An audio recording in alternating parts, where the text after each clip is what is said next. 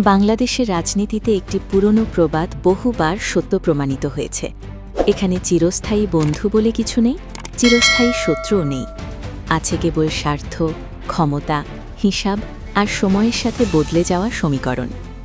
যে দল আজ হাত ধরাধরি করে রাজপথে হাঁটে, কাল সেই দলই আবার একে অপরের বিরুদ্ধে তীব্র অবস্থানে দাঁড়িয়ে যায়। সাম্প্রতিক সময়ে বাংলাদেশের রাজনৈতিক অঙ্গনে ঠিক এমনই এক নতুন সংঘাতের জন্ম হয়েছে, যা আপাতদৃষ্টিতে সিটি কর্পোরেশন নির্বাচনকে কেন্দ্র করে হলেও এর ভেতরে লুকিয়ে আছে আরও গভীর রাজনৈতিক হিসাব নিকাশ, আধিপত্য বিস্তারের লড়াই এবং ভবিষ্যতের ক্ষমতার রাজনীতির নীলনকশা। জাতীয় নির্বাচনের পর অনেকেই ভেবেছিল দেশের রাজনীতিতে অন্তত কিছুটা স্থিতিশীলতা ফিরবে, বিশেষ করে যেসব রাজনৈতিক শক্তি একসাথে নির্বাচনী সমীকরণ তৈরি করেছিল তারা হয়তো ভবিষ্যতেও একটি অভিন্ন কৌশল নিয়ে এগোবে। কিন্তু বাস্তবতা এখন সম্পূর্ণ ভিন্ন। সামনে সিটি কর্পোরেশন নির্বাচন আসতেই সেই তথাকথিত ঐক্যের মুখোশে ফাটল স্পষ্ট হয়ে উঠেছে। যে সম্পর্ককে এতদিন রাজনৈতিক বোঝাপড়া হিসেবে দেখানো হচ্ছিল, সেটিই এখন পরিণত হয়েছে অবিশ্বাস, সন্দেহ এবং ঠান্ডা যুদ্ধের এক জটিল ময়দানে। রাজধানী ঢাকা উত্তর ও দক্ষিণ, খুলনা, রাজশাহী এবং রংপুর এই কয়েকটি সিটি কর্পোরেশনকে ঘিরেই মূল লড়াই জমে উঠেছে। কারণ রাজনৈতিক বিশ্লেষকদের মতে এই নগরীগুলো কেবল স্থানীয় প্রশাসনিক ইউনিট নয়, এগুলো ভবিষ্যতের জাতীয় রাজনীতির পাওয়ার সেন্টার। যে দল এই সিটিগুলোয় নিজেদের শক্ত অবস্থান তৈরি করতে পারবে, তারাই আগামী দিনের বৃহত্তর রাজনীতিতে প্রভাব বিস্তার করবে। এই কারণেই এবার জামায়াতে ইসলামী স্থানীয় সরকার নির্বাচনকে নিজেদের সাংগঠনিক শক্তি প্রমাণের মঞ্চ হিসেবে দেখছে। দলটির ভেতরে দীর্ঘদিন ধরেই একটি উপলব্ধি তৈরি হয়েছে যে জাতীয় নির্বাচনে জোটগত সমীকরণ হয়তো কৌশলগত কারণে প্রয়োজন ছিল, কিন্তু স্থানীয় সরকার নির্বাচনে অন্যের ছায়ায় থাকলে নিজেদের প্রকৃত শক্তি কখনোই প্রমাণ করা যাবে না। ফলে দলটির শীর্ষ পর্যায় থেকে স্পষ্ট বার্তা এসেছে, সিটি কর্পোরেশন নির্বাচন জোটগতভাবে নয়, নিজেদের স্বতন্ত্র পরিচয়ে লড়তে হবে। এই ঘোষণার পর থেকেই রাজনৈতিক অঙ্গনে যেন নতুন এক বিস্ফোরণ ঘটে গেছে। কারণ জাতীয় নির্বাচনের সময় যেসব দল পারস্পরিক সমঝোতার ভিত্তিতে একসাথে পথ চলেছিল, তাদের মধ্যে অন্যতম ছিল এনসিপি। কিন্তু এখন সেই এনসিপি জামায়াতের সঙ্গে প্রকাশ্য দ্বন্দ্বে জড়িয়ে পড়েছে।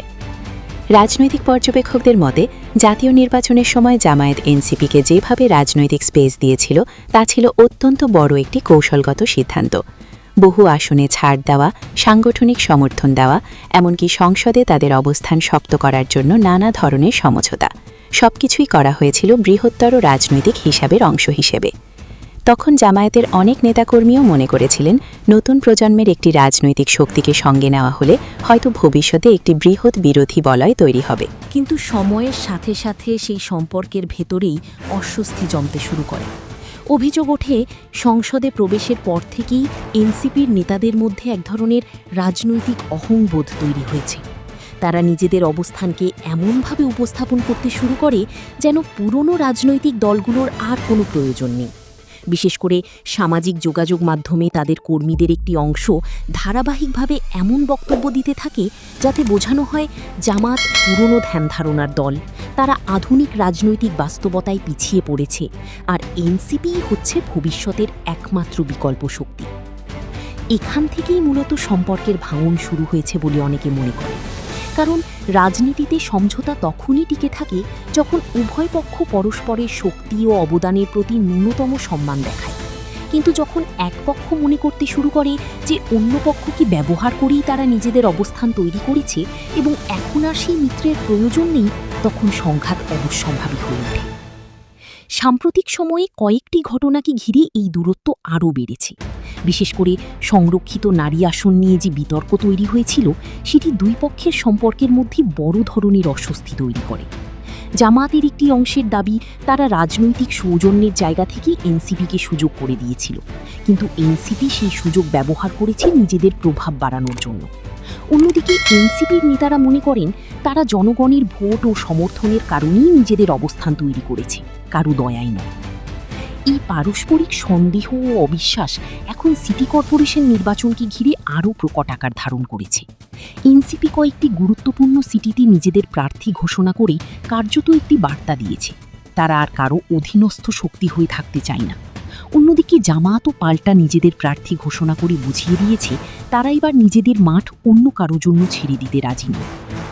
রাজনৈতিক বিশ্লেষকরা বলছেন এখানেই শুরু হয়েছে আসল খেলা, কারণ স্থানীয় সরকার নির্বাচন জাতীয় নির্বাচনের চেয়ে ভিন্ন।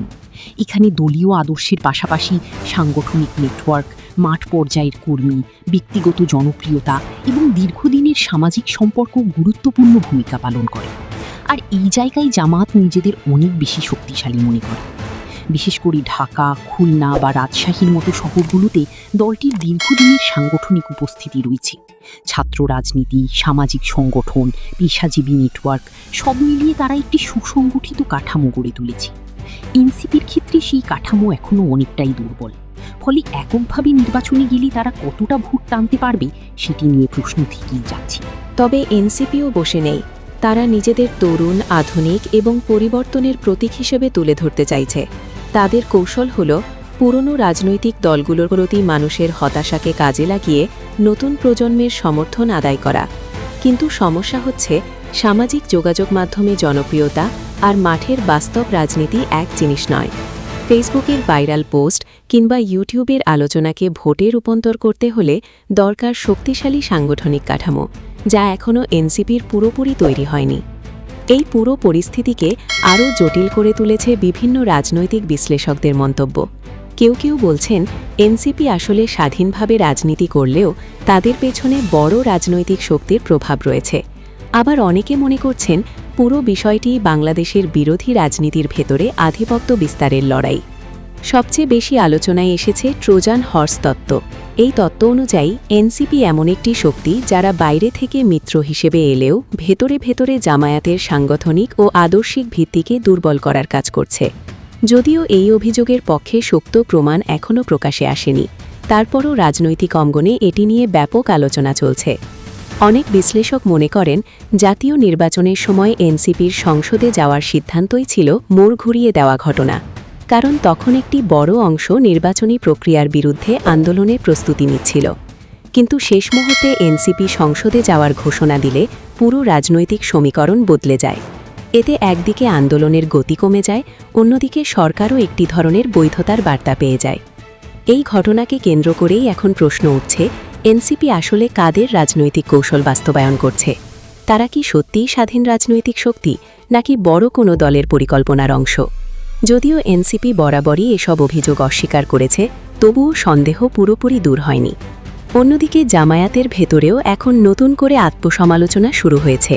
দলটির অনেকেই মনে করছেন অতিরিক্ত রাজনৈতিক উদারতা দেখাতে গিয়ে তারা নিজেদের শক্তি অবস্থান দুর্বল করেছে। বিশেষ করে নিজেদের মূল সমর্থকদের মধ্যে বিভ্রান্তি তৈরি হওয়াকে তারা বড় ক্ষতি হিসেবে দেখছেন। কারণ জামায়াতের রাজনীতির মূল ভিত্তি তাদের আদর্শিক ভোট ব্যাংক। সেই ভোট ব্যাংকের ভেতরে যদি সন্দেহ বা হতাশা তৈরি হয়, তবে দীর্ঘমেয়াদে দল